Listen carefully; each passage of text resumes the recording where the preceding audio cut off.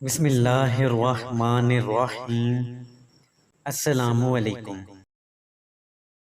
بادشاہ محمود غزنوی کے ایک مقرب درباری غلام ایاز نے ایک کمرہ تعمیر کیا اور اس میں اپنی پرانی گاڑی اور پرانی پوستین لٹکا دی۔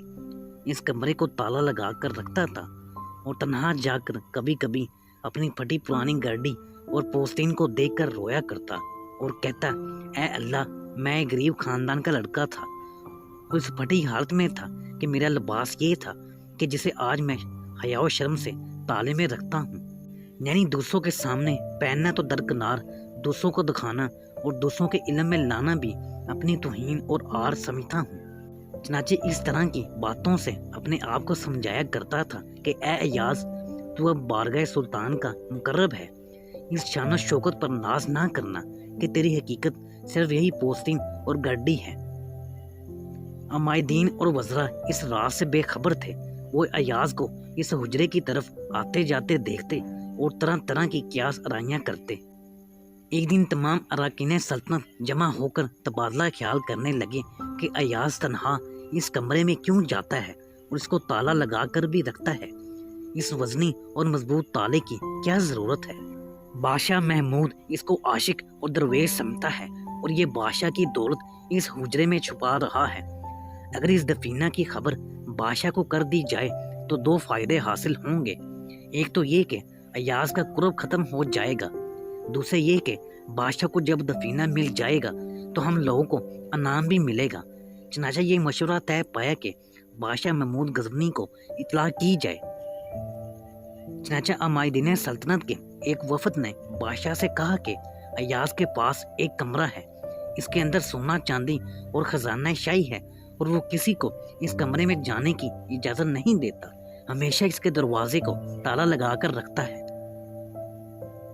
بادشاہ نے یہ سن کر ان لوگوں سے کہا کہ اچھا، آج ہم آدھی رات کو اس کمرے کا معائنہ کریں گے اور چھاپا ماریں گے اور تم سب مل کر ہمارے ساتھ رہنا۔ جو کچھ اس میں سے دولت ملے ہماری طرف سے وہ تم سب لوگ تقسیم کر لینا۔ اور بادشاہ نے مصنوعی مایوسی کا اظہار کرتے ہوئے کہا، افسوس ہے ایاز پر کہ اس قدر عزت و کرام و الطاف شاہی میسر ہوتے ہوئے ایسی ذلیل حرکت کی کہ خفیہ طور پر سونا چاندی جمع کر رہا ہے۔ جو شخص عشق سے زندگی پا چکا ہو، اس کے لیے بندگی کے علاوہ غیر اللہ میں مشغول ہونا اور اس کی فکر کرنا بڑی ناشکری ہے۔ بادشاہ کو تو پہلے ہی ایاز کی مخلصانہ محبت پر مکمل اعتماد تھا، لیکن بادشاہ ان عمائدین سے مذاق کر رہا تھا۔ آخر آدھی رات کو جب کمرہ کھولا گیا لیکن اراکین سلطنت نے وہاں کچھ نہ پایا تو کہنے لگے کہ زمین کے اندر دفینہ ہوگا، لہٰذا کمرے کے اندر کھدائی کی گئی، پھر بھی کچھ نہ نکلا۔ سب لوگ سخت حیران ہوئے کہ اب بادشاہ سے کس طرح معذرت کریں اور اس الزام تراشی کی پاداش سے اپنی جان کو کس طرح چھڑائیں۔ بالآخر نا امیدی سے یہ سب لوگ اپنے پورے لب چبا رہے تھے اور اپنے سروں پر عورتوں کی طرح ہاتھ رکھے ہوئے شرمسار کھڑے تھے۔ کمرے کی تلاشی کے بعد بادشاہ کے سامنے سب حاضر ہوئے اور کہنے لگے کہ ہم سے غلطی ہوئی، ہم نے بدگمانی کی اور ایاز پر الزام لگایا۔ اب حضور جو سزا بھی دیں ہم اس کے مستحق ہیں، لیکن اگر آپ ہم کو معاف کر دیں تو آپ کی عنایت ہوگی۔ بادشاہ نے کہا کہ جو فیصلہ ایاز کرے گا وہی فیصلہ ہمارا ہوگا، کیونکہ تم لوگوں نے ایاز کی عزت و ناموس کو داغدار کرنے کی کوشش کی ہے، لہٰذا میں اس میں کچھ فیصلہ نہ کروں گا۔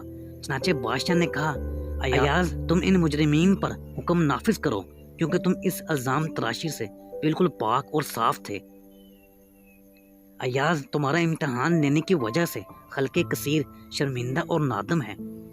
ایاز نے اداب شاہی بجا لاتے ہوئے کہا، بادشاہ سلامت، مکمل حکمرانی آپ کو زیبا ہے، آپ کی نوازش ہے جو ایاز کو یہ عزت بخشی گئی، ورنہ غلام تو غلام ہی ہے۔ آفتاب کے سامنے ستارہ کب اپنا وجود رکھتا ہے، بلکہ اس کے سامنے کل عدم ہوتا ہے۔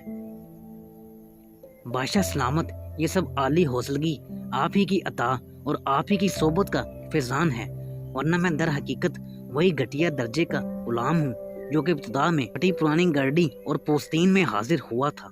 اس واقعے میں حضرت مولانا رومی رحمۃ اللہ علیہ نے فنائیت کی تعلیم دی ہے کہ جس طرح ایاز عطائے شاہی کے تمام انعامات کے باوجود اپنے کو عجب و تکبر سے بچانے کے لیے ہر روز اپنی پرانی گاڑی اور پوستین کو دیکھتا اور اپنے کو نصیحت کرتا اور کہتا کہ اے یاز، تیری یہی اصل حقیقت تھی، بادشاہ کے قرب سے ناز نہ کرنا۔ اس طرح تمام انسانوں کو چاہیے کہ اپنی حقیقت پر ہمیشہ نظر رکھیں، جیسا کہ اللہ تعالیٰ نے ارشاد فرمایا کہ کیا انسان کو یہ نہیں معلوم کہ ہم نے اس کو نطفے سے پیدا کیا ہے۔ انسان کی اصل تخلیق باپ کے نطفے اور ماں کے خون حیض سے ہوئی ہے۔ اس کے علاوہ انسان کو ظاہری اور باطنی جو کچھ نعمتیں عطا ہوئی ہیں وہ سب حق تعالیٰ کی عطا ہیں۔ اللہ تعالیٰ کتنے ہی اعلیٰ درجات کسی کو عطا فرما دیں، مگر اپنی بنیادی حقیقت کا انسان کو بار بار دھیان دل میں رکھنا چاہیے کہ ماں کے پیٹ میں جب انسان کی تخلیق ہوتی ہے تو باپ کے نطفے اور ماں کے خون حیض ہی سے اس کے اعضاء بنتے ہیں۔ پھر ان اعضاء میں دیکھنے، سننے، عقل و فہم کے خزانے کون رکھتا ہے؟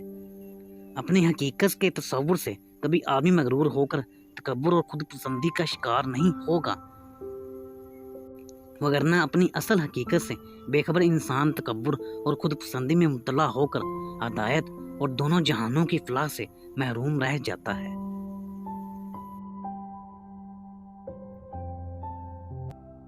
ناظرین، ہماری آج کی ویڈیو یہیں تک تھی۔ امید ہے کہ ہماری یہ ویڈیو آپ کو پسند آئی ہوگی۔ ویڈیو پسند آنے پر اسے لائک بھی کر دیں اور ہمارے چینل کو سبسکرائب بھی کر لیں اور گھنٹی کے بٹن کو پریس کر دیں تاکہ اس طرح کی مزید اچھی ویڈیو کی نوٹیفکیشن آپ کے پاس بر وقت پہنچ سکیں۔ شکریہ۔